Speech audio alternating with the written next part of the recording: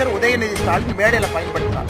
அவரு வாயிலிருந்து அவர் ஒரு இன்னைக்கு சமூக வலைதளத்துல பாக்குறேன், ஒரு பக்கம் கெட் அவுட் மோடின்னு ஒரு குரூப், இன்னொரு பக்கம் பால்டாயில் பாபுன்னு ஒரு குரூப், 2 பேரும் சமூக வலைதளத்துல கருத்து பரிமாற்றம் நடந்து கொண்டிருக்கிறது.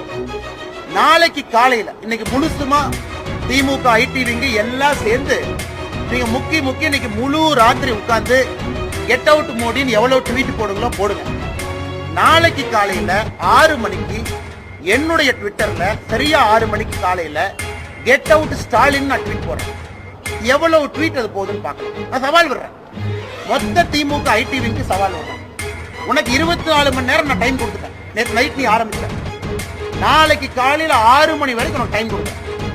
அரசு இயந்திரம் எல்லாத்தையும் பயன்படுத்தி கெட் அவுட் மோடின்னு எவ்வளவு ட்வீட் போட முடியுமோ போட்டுக்க. நாளைக்கு காலையில 6 மணிக்கு நான் ஆரம்பிக்கிறேன். என்னுடைய முகநூல்ல இருந்து கெட் அவுட் ஸ்டாலின்